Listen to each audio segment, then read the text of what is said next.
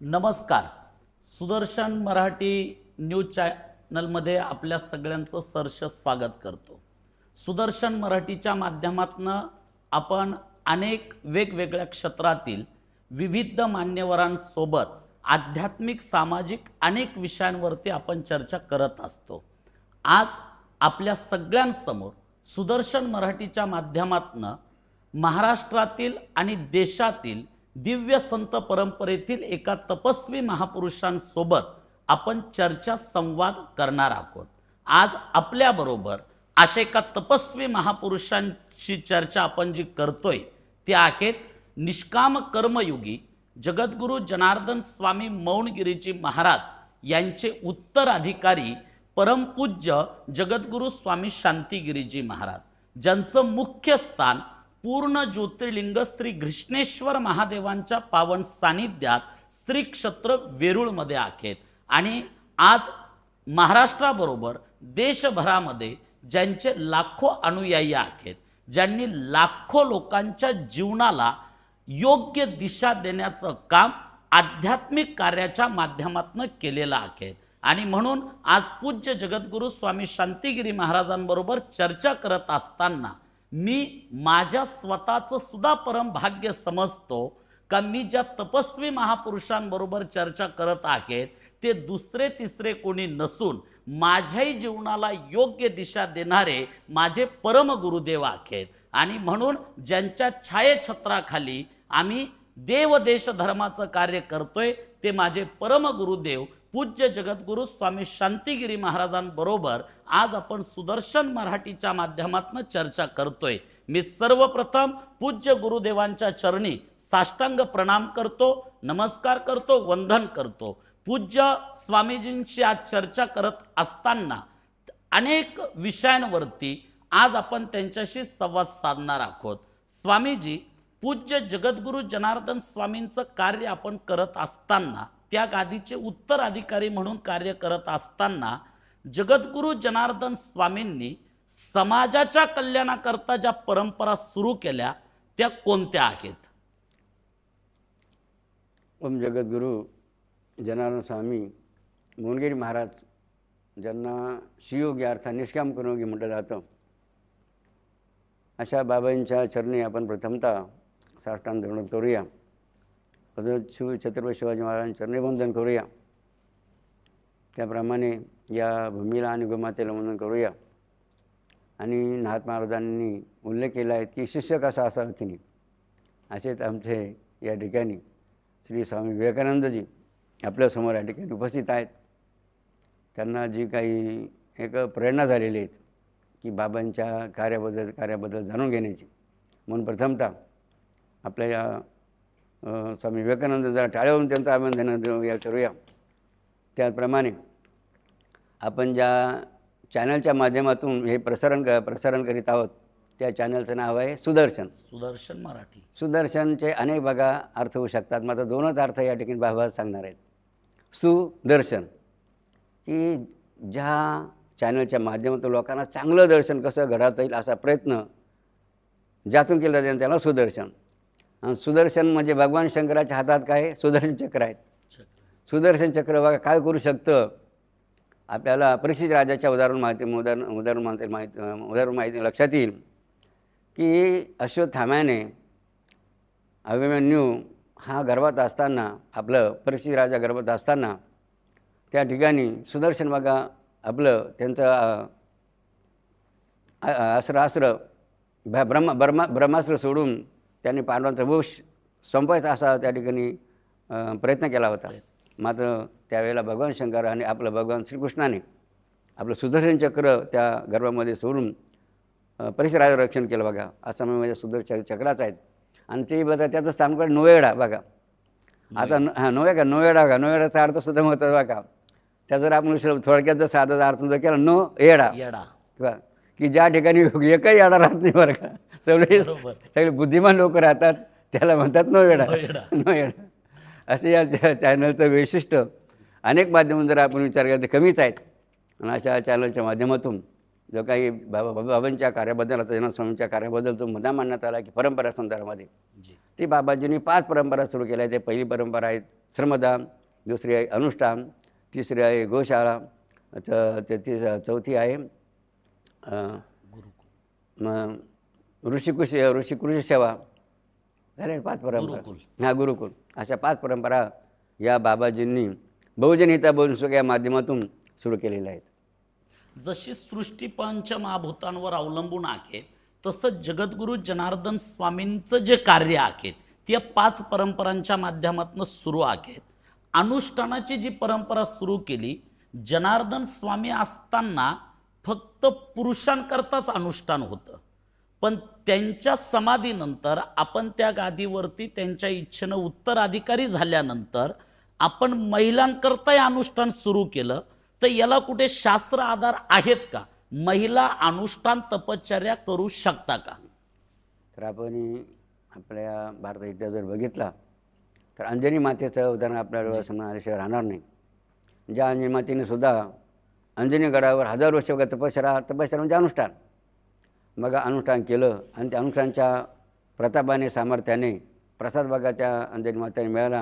अंजनीच्या तपासाठी मारोजा आले पोटी. असा या माध्यमातून स्त्रियांना अनुष्ठान करणं का गरजेचं आहे हे एक ज्वलंत उदाहरण आपल्यासमोर अंजनी मातेचं आहे. त्याप्रमाणे दुसरा मुद्दा की बाबाजींचाच त्या ठिकाणी वाक्यामध्ये सांगायचं झालं तर जपत अनुष्ठान करते ऋषी मुनिजन. ऋषी मुनिजन. आता जनता जनार्दनामध्ये फक्त माणसंच आले नाही, बरोबर, तर महिलासुद्धा आल्या की नाही. आणि म्हणून स्त्रीजन्मसुद्धा सार्थक झालं पाहिजे की नाही. त्या स्त्रियांनासुद्धा वाटलं पाहिजे की माझं स्त्रीजन्म कशाने सार्थक होईल, मला शांती समाधान कसं त्यांनी प्राप्त होऊ शकतं याचं ज्ञान बघा प्राप्त व्हावं. म्हणून त्या दृष्टिकोनातून बाबांच्या प्रेरणा बघा त्यांचीच इच्छा मानावी लागेल व त्यांची प्रेरणा बघा म्हणावं लागेल. आणि म्हणून या ठिकाणी स्त्रियांसाठी सुद्धा अनुष्ठान परंपरा आपण सुरू केली. नक्कीच माता भगिनी सुद्धा अनुष्ठान करू शकतात, याला शास्त्र आधार आहे. पण त्या अनुष्ठानामध्ये आम्ही एक विशेषता बघितली की 7 दिवस महिला असो पुरुष असो सगळ्यांना मौन असतं. नेमकी अनुष्ठानामध्ये मौन व्रत 7 दिवस का असतं हे तर जगातलं आश्चर्य आहे का इतक्या लोकांनी एका वेळेस मौन धरून बसणं. नेमकी मौना पाठीमागची संकल्पना काय आहेत? तर बघा धर्मशास्त्र म्हणतं मौनम सर्वच साधनम. जी याच वाक्यामध्ये जर याचाच विचार आपण अर्थ जर लक्षात घेतला की काय बघा त्या मौनाचं सामर्थ्य आहे की मौनम सर्व साधनम, की सर्व साधनामध्ये मौन हे श्रेष्ठ साधन सांगितलं आहे. आणि म्हणून त्यासाठी की कोणतेही व्रत आपल्याला करायचं असेल त्या अनुष्ठान जर करायचं असेल बघा तर जितकी शक्ती आहे या बोलण्याच्या माध्यमातून आपले खर्च होते बघा तितकी आपली इतक्या कामाच्या माध्यमातून होत नाही. बरोबर. आणि म्हणून आपली शक्ती वाया जाऊ नये आणि मनुष्याने आतमध्ये बघितलं पाहिजे. कारण आजकाल आपण पाहतो सर्वांची इंद्रिये डोळे असतील कान असतील पाहिजे पंचेंद्रिय पंचज्ञानेंद्रिय म्हणतात यांनी बघा बाहेर पडतात बाहेर. आणि म्हणून त्या ठिकाणी मौन हे बघा अत्यंत महत्त्वाचं साधन ठरलं की ज्या मौनाच्या माध्यमातून की मनुष्याला प्रेरणा शक्ती मिळते. मनुष्य बाहेर न पाहता तो आतमध्ये पाहायचा प्रयत्न करीत असतो. बरोबर. आम्ही प्रत्यक्ष अनुभवलेलं आहे का जगद्गुरू स्वामी शांतिगिरी महाराजांनी स्वतः 9 वर्ष मौन व्रत हे धारण केलेलं होतं. त्या 9 वर्षाच्या मौन व्रताचा जो आपला कार्यकाल होता तो आपल्याला कसा वाटतो? काय वाटतं? 9 वर्ष तुम्ही मौन व्रतामध्ये होते.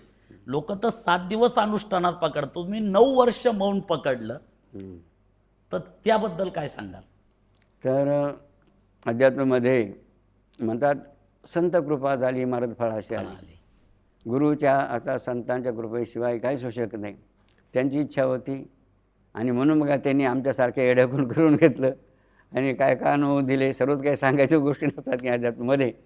तर ते आपण पाहतोच आहोत की त्या मौनाच्या सामर्थ्याने किंवा म्हणून काय होऊ शकतं आणि काय आपल्या अनुभूती होऊ शकतात. आणि म्हणून बाबांसुद्धा असं वाटतं की प्रत्येकाने बघा समाजामध्ये निदान 24 तास बघा 24 तास दिवसाचे ठरलेले आहेत. त्या 24 तास 1 तास जरी एखाद्याने जर मौन धरून बघा आपल्या व्रताचं जर पालन केलं निश्चित बघा त्यांनाही बघा निश्चित काहीतरी अनुभव आल्याशिवाय नाही. म्हणून आपण या ठिकाणी सर्व समाजाला आवाहन करूया की या 24 तासापैकी आपला फक्त बोलून वेळ वाया न जाऊ देता तर काय करा एक तास का कमीत कमी धरून, एक तास का होईना म्हणून धरून आपली शक्ती सामर्थ्याचा प्रयत्न करा. हा खूप महत्त्वाचा संदेश स्वामीजी आपण देताय का मौनश्य सर्व साधनम, कमीत कमी 1 तासाचं मौन आपण प्रत्येकानं करावं. जगद्गुरू जनार्दन स्वामींनी श्रमदानाची एक परंपरा सुरू केली.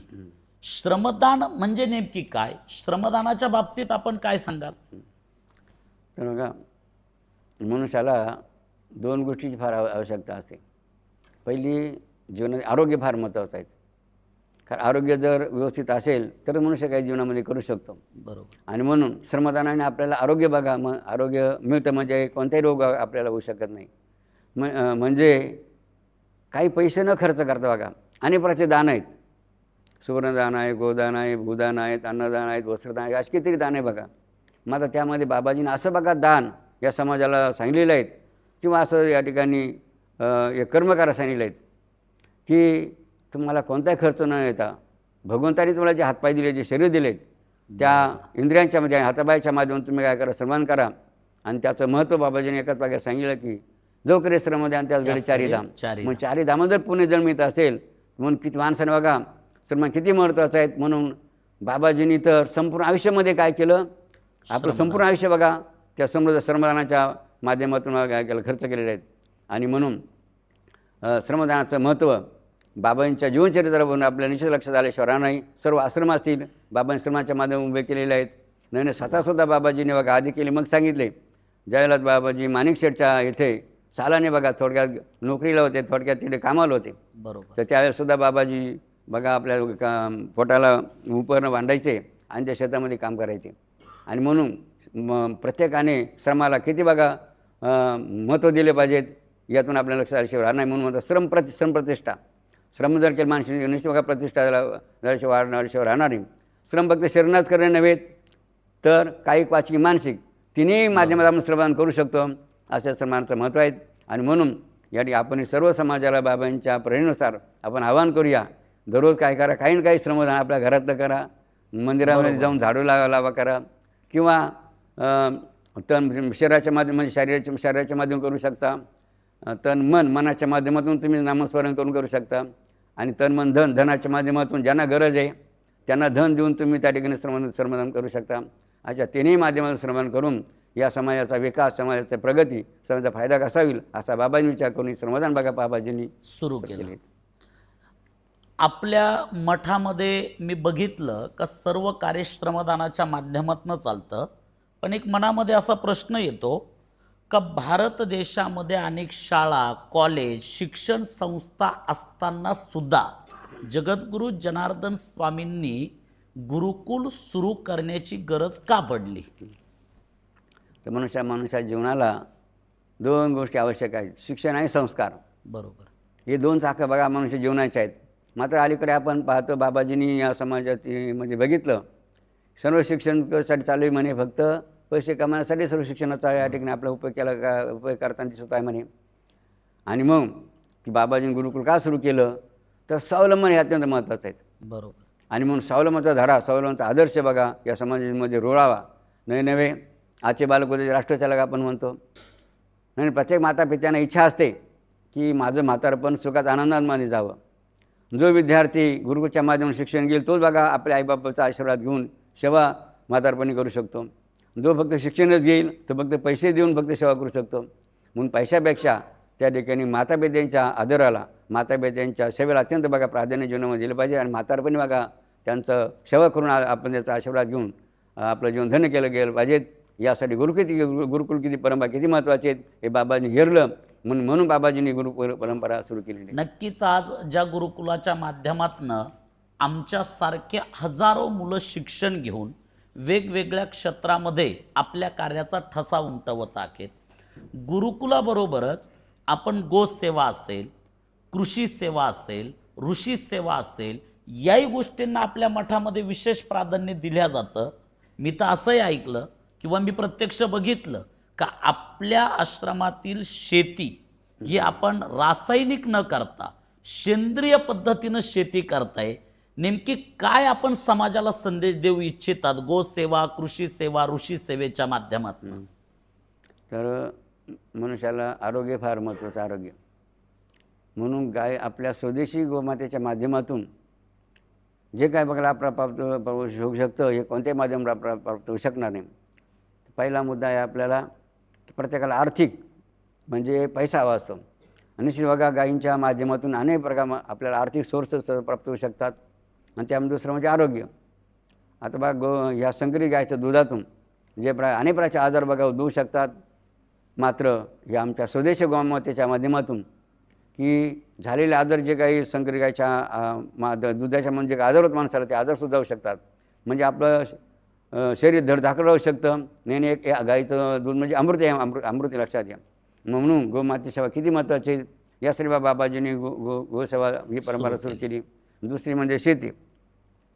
आता आपण पाहतो सर्व भारतामध्ये की सर्व संकरित पद्धतीची शेती बघा आपल्या संकरित शेती आपल्याला पाहायला मिळते. म्हणजे शेतीला रासायनिक खतं असतील, रासायनिक औषधं असतील, अशा प्रकारचे अनेक प्रकारच्या बघा विष युक्त त्या ठिकाणी खतं आणि औषधं वापरून त्या ठिकाणी ते उत्पन्न केलं जातं. आणि मग त्यामध्ये बघा त्या ठिकाणी विष बघा एक प्रकारचं तयार होतं. म्हणून विषमुक्त या ठिकाणी जर अन्न जर आपण जर तयार केलं या सेंद्रिय शेतीच्या माध्यमातून तर मनुष्य जीवन आरोग्य चांगलं राहील. आणि त्याची बुद्धी बघा त्या भ्रष्ट न होता त्याची बुद्धी बघा त्याने सात्विक बुद्धी होईल. म्हणजे या माध्यमातून की आपल्याला की गोमातेची सेवा ते बी आपल्या स्वदेशी गोमातेची.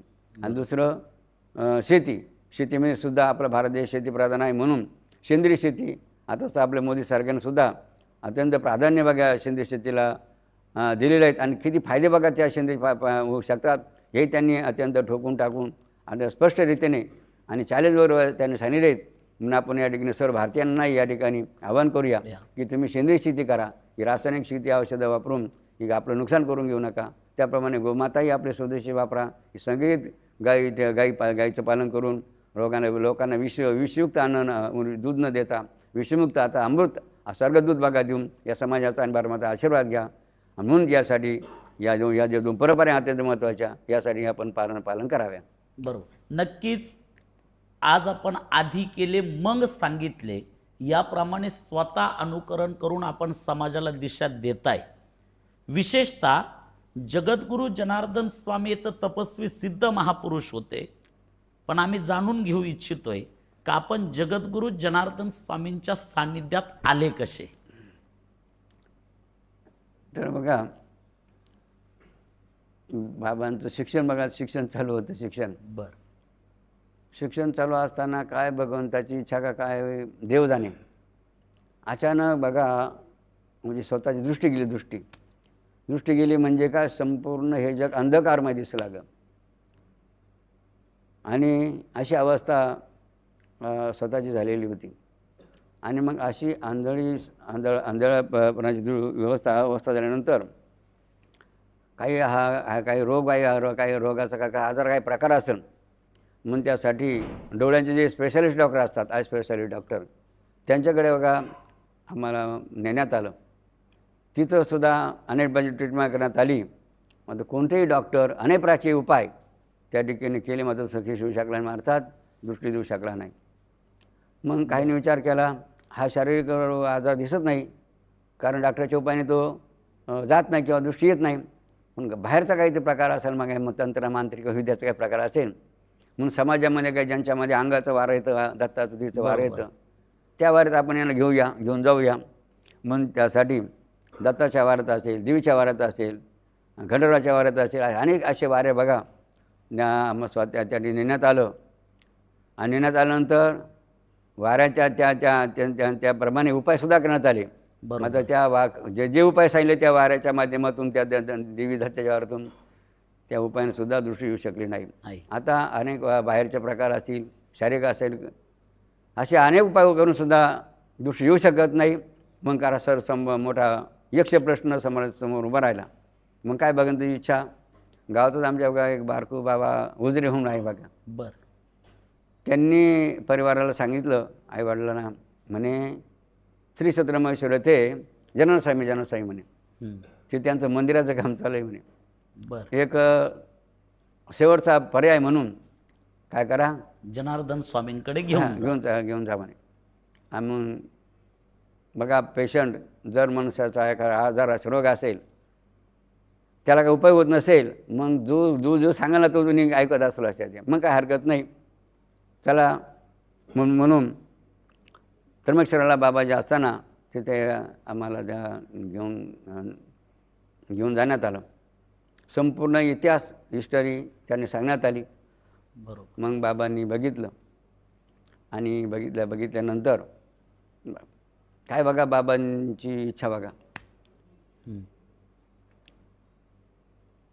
त्यांनी बसून आराध वगैरे दिलं. मात्र पहिल्यांदा बघा बाबांनी हातामध्ये काठी गेली बघा. सुरुवातीला बघा काठी अशी स्वतः हातात काठी घेतली आणि पहिला प्रश्न बाबांना त्यांनी विचारला, म्हणजे आम्हाला विचारला, सांग बाळाबाई माझ्या हातात काय बरं का. काय विचारलं, माझ्या हातात काय सांग म्हणे. तर काय बघा त्यांची इच्छा कृपा, ज्यावेळेला त्यांनी आम्हाला प्रश्न विचारला सांग माझ्या हातात काय आहे, त्याच मिनिटाला आम्हाला काय दिसली, काठी दिसली. आम्ही उत्तर दिलं. काय उत्तर दिलं डायरेक्ट म्हणे बाबाजी आपल्या हातामध्ये काय काठी म्हणे. बर. नंतर दुसरा प्रश्न केला, सांग म्हणे बाळे किती बोट आहे म्हणे. मग बाबाजी काय करायचे, कधी एक बोट कधी 4 बोट कोणी एक बोट का. मग आम्ही बरोबर काय बाबाजी जेवढे बोट केले ना ते बरोबर सांगायला लागलो. मग खात्री पटायला लागली त्यांना बघा काय त्यांची इच्छा. मग त्यांनी अख्खा बोर्ड ती शेजारी आश्रमाच्या नियमाचा बोर्ड लावण्यात आला होता. तो बोर्ड त्यांनी आम्हाला वाचायला सांगितला. वाच म्हणे बाळा बोर्ड वाच म्हणे. मग त्या ठिकाणी तो बोर्ड आम्ही ते वाचून दाखवला. अशा रीतीने बघा. आणि मग श्रमातीला दगड नाही, मंदिराचं काम चालू दगड तिकडं आम्हाला तिला दगडं उचलायला लावली. मी उचलले दगडं म्हणे. अशा रीतीने बघा करील ते काय नव्हे महाराज. आणि अशा रीतीने बघा त्यांच्याच कृपा आशीर्वादाने या ठिकाणी आमच्यासारख्या येड्यानं बघा त्यांनी दृष्टी दिली. म्हणून किती बघा त्यांचे या ठिकाणी ऋण व्यक्त केले तर ते थोडंच कमीच आहे की नाही. आणि म्हणून अशा बाबांच्या चरणी कोटी नमन दंडवत करूया. जय बाबाजी. आम्ही असंही ऐकलं का तुम्ही शाळेमध्ये असताना तुमचा साधू संतांवर देवाधर्मावर विश्वास नव्हता, पण जगद्गुरू जनार्दन स्वामींच्या आशीर्वादानं किंवा त्यांच्या साक्षात्कारातनं ज्यांचा साधू संतांवर विश्वास नव्हता तेच आज आपल्या समोर संत म्हणून विराजमान आहे. ही खऱ्या अर्थानं संतांची शक्ती सामर्थ्य असतं. आपण जगद्गुरू जनार्दन स्वामींचे उत्तराधिकारी म्हणून विराजमान आहात. त्यांच्या अनेक संकल्प पूर्ण केले. काय अजून त्यांच्या कार्याबद्दल आपल्या भविष्यातील काय त्यांचे संकल्प आहे का जे अजून तुमच्याकडनं बाकी राहिले, किंवा त्यांचं कार्य तुम्ही किती टक्के करू शकला, तुम्हाला काय वाटतं? आता बघा आपण जे बोलला ते अत्यंत बरं का मुद्दे महत्त्वाचं बोललात किंवा मुद्दे मांडले की नाही. की शाळेत असताना की भगवे कपडे किंवा साधूबद्दल जे काही मुद्दे का विचार या ठिकाणी आमच्या शाळेत असताना होते, की पहिला मुद्दा असा की साधू संताबद्दल मला अजिबात त्या ठिकाणी आस्था किंवा वेगळेच विचार होते. काय वेगळे विचार होते? साधू म्हणजे काय, ज्यांना कामधंदे होते त्यांनी साधू व्हावं. बरं. दुसरा विचार काय होता, ज्यांचं लग्न होत नाही त्यांनी साधू बघा, साधू बनावं, असे असे विचार बघा त्या ठिकाणी होते. आणि म्हणून कोणत्या साधूबद्दल बाबांना कधी विश्वास काय बरंच वाटत नव्हता. मात्र ज्यावेळेला बाबाजींच्या बघा सान्निध्यामध्ये आम्हाला नेण्यात आलं आणि अनेक साधू बघा आपण या भारतभूमीमध्ये किंवा जगात पाहिल्या असतील, तर आपण म्हणतो ना बगीचे में फूल बहुत है लेकिन गुलाब जैसा नहीं. बगीचे में फूल बहुत है लेकिन गुलाब जैसे, जसे दुनिया में संत बहुत है लेकिन हमारे बाबाजी जैसे नाही लेकिन आपला असं मी बघा बाबाजींच आहेत. आणि म्हणून त्या माध्यमातून की बाबाजींनी जी काय आपण ज्याला म्हणतो डिव्हाइन पॉवर बघा काय बघा, म्हणजे संतामध्ये काय सामर्थ्य असं की नाही. आणि त्यांनी जी परंपरा सुरू केल्या अत्यंत महत्त्वाच्या, आता जे आपल्या पुढे या ठिकाणी मांडण्यात आल्या किंवा सांगण्यात आल्या, तर किंवा बाबांचे काही संकल्प असतील, मग तो पंढरपूरचा आश्रम असेल, काशीचा आश्रम असेल, किंवा शिवपुरी असेल, किंवा जी मंदिरं बाकी होती म्हणजे शिवपुरी टुंकी असेल किंवा निमगाव असेल, जी 3 मंदिरं जी बाबांची इच्छा होती आहेत, ती इच्छा बघा आपण निमित्त मात्र आहोत. ती त्यांची इच्छा होती, त्यांचा संकल्प होता, म्हणून त्यांनी आमच्यासारख्या येड्याकडून ते करून घेतले. आणि जे काय कार्य बाबांनी आता करून गेलं का, बाबांना असं वाटतं बघा किती उपकार बघा त्यांचे आपल्यावर आहेत, की आपण या संपूर्ण शरीराचं म्हणता ना काय पादत्राणी केलं होतं की पादत्राणी जरी केले बघा, त्यांनी शिवले, कातडी शिवली तरी बघा ते फिटकारी महान उपकार त्यांच्या त्यांच्या संतांच्या प्रकार आहेत. तेव्हा त्यांचं आपण काय केलं हे आम्हाला आपण किसमे घालवायला काहीच करू शकलो नाही असं बाबांना वाटतं.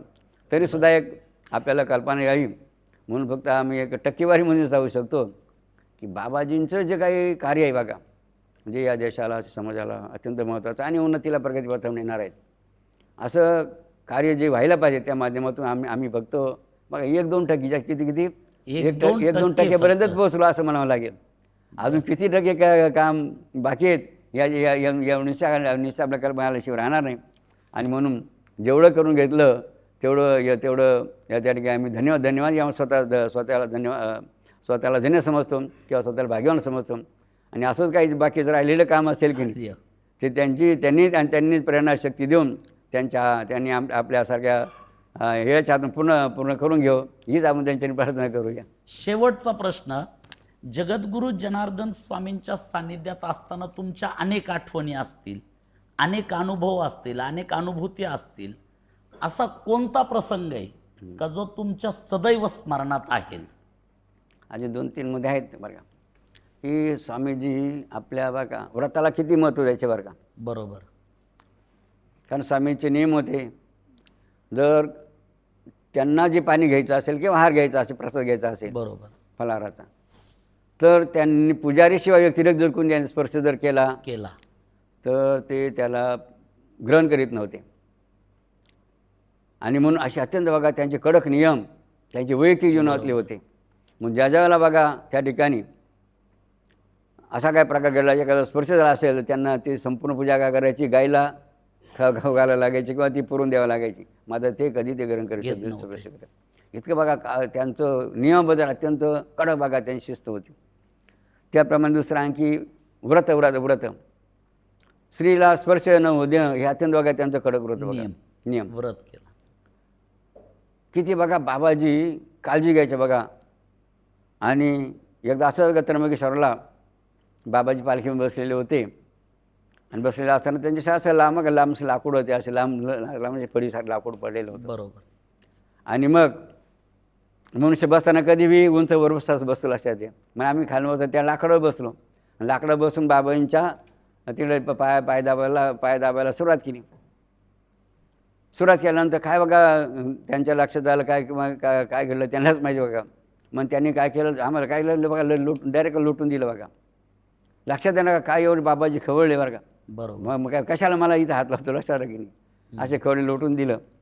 आणि मग त्यांनी बघा ते लक्षात आणून दिलं. हे बघ म्हणे तू कशावर बसेल म्हणे, लाकडावर बसेल म्हणे.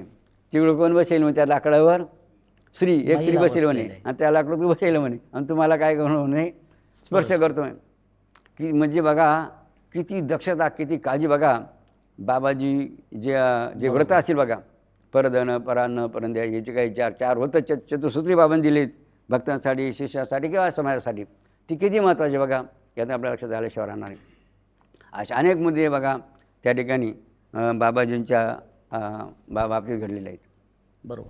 नक्कीच जगद्गुरू जनार्दन स्वामीजींच्या परंपरेनं नेमाला विशेष महत्त्व दिलं, महिलांना त्यांनी विशेष सन्मान दिला. मात्र त्यांच्या परंपरेमध्ये त्यांनी मातृशक्तीला दुरून दर्शन दिलं. आणि आज अशा तपस्वी गादी परंपरेचे उत्तराधिकारी पूज्य जगद्गुरू स्वामी शांतिगिरी महाराजांसमवेत आपल्याला चर्चा करण्याची, संवाद करण्याची संधी प्राप्त झाली. आज माझं परम भाग्य आहे. आपण अनेक ग्रंथांमध्ये गुरु शिष्याचा संवाद ऐकलेला आहे, पण सुदर्शन मराठीच्या माध्यमातनं प्रत्यक्षात आज माझ्या परम गुरुदेवांसमवेत मला संवाद करण्याची, चर्चा करण्याची संधी सुदर्शन मराठीच्या माध्यमातून आज प्राप्त झाली. नक्कीच वेळोवेळी पुन्हा आपण जगद्गुरू जनार्दन स्वामींच्या ज्या दिव्य परंपरा आहेत या परंपरांबद्दल आपण नक्कीच जाणून घेऊ. नक्कीच पूज्य स्वामीजींच्या चरणी मी पुन्हा एकदा वंदन करतो आणि आपल्या सर्वांना धन्यवाद देऊन या ठिकाणी थांबतो. धन्यवाद.